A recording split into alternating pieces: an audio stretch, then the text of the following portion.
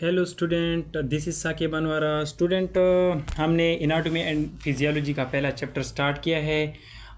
तो हमने last topic पढ़ा था बॉडी एक्टिविटी। अब हम आपके साथ डिस्कस कर रहे हैं बॉडी एक्टिविटी के बाद जो हमारा टॉपिक है, इस चैप्टर का लास्ट टॉपिक है, वो है बॉडी क्वाड्रेंट्स एंड 9 एब्डोमिनोपेल्विक रीजन। तो स्टूडेंट्स, सबसे पहली बात ये है कि इस को हम क्यों क्वाड्रेंट में डिवाइड करते हैं बॉडी को।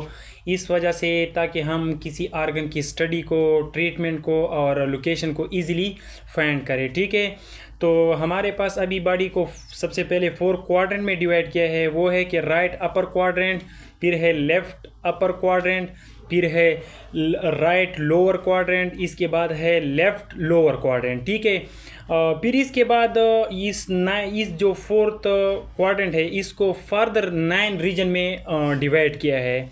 तो इसमें सबसे पहले हमारे पास आता है राइट हाइपोकॉन्ड्रिक रीजन।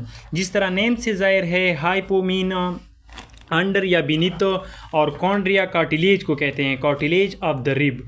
ठीक है, फिर लेफ्ट हाइपोकॉन्ड्रिक रीजन, फिर राइट लंबर रीजन, फिर लेफ्ट लंबर रीजन को, और इसके बाद है राइट इलियक रीजन और लेफ्ट इलियक रीजन। और दरमियान में देखिए हमारे पास एक है एपिगैस्ट्रिक रीजन, और जो मेन पोर्शन है जिससे ये प्रोजेक्ट किया है और इस 9 रीजन को डिवाइड किया है, वो है अम्बलाइकल रीजन। ठीक है, फिर लास्ट वन जो है हाइपोगैस्ट्रिक रीजन।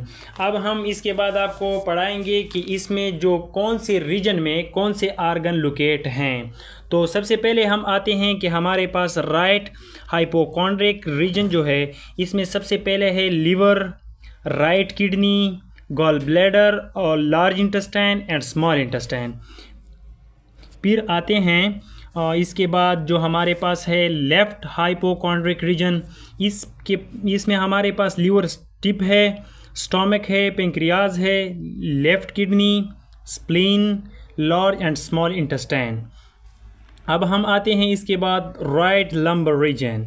इसमें हमारे पास सबसे पहला आता है जो इंटेस्टाइन के पोर्शन है, एसेंडिंग कोलन है, स्मॉल इंटेस्टाइन है एंड राइट किडनी। फिर इसके बाद हमारे पास आता है लेफ्ट लंबर रीजन में कौन से आर्गन लोकेट हैं, वो है descending colon, small intestine and left kidney. फिर हमारे पास जो राइट इलियक रीजन है, इसमें हमारे पास सबसे पहला जो आर्गन है वो है अपेंडिक्स, मोस्ट कॉमन है और इससे एमसीक्यूज भी आता है।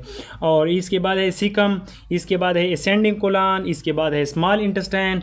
फिर हमारे पास जो लेफ्ट इलियक रीजन है, इसमें हमारे पास जो आर्गन लोकेट है वो है sigmoid colon, descending colon and small intestine.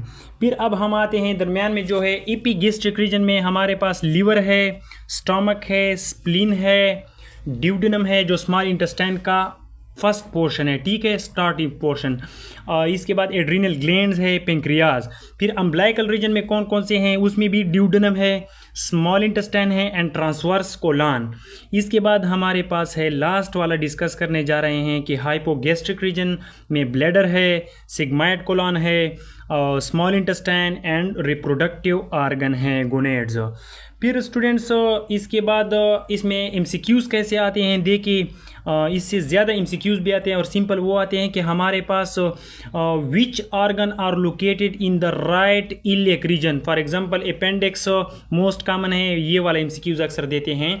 फिर मतलब इस तरह देते हैं कि स्टमक कौन से रीजन में लोकेट करता है, स्मॉल इंटेस्टाइन या लिवर टिप्स कौन से, या गॉल ब्लैडर कौन से रीजन में लोकेट करता है।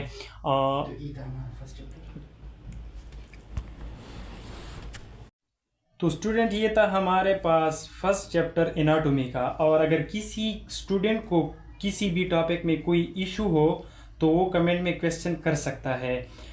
इसके बाद हमारा जो नेक्स्ट चैप्टर होगा वो है होम्योस्टासिस का। वो आपके साथ नेक्स्ट लेक्चर में डिस्कस करेंगे। तब तक के लिए हमें इजाज़त दीजिए।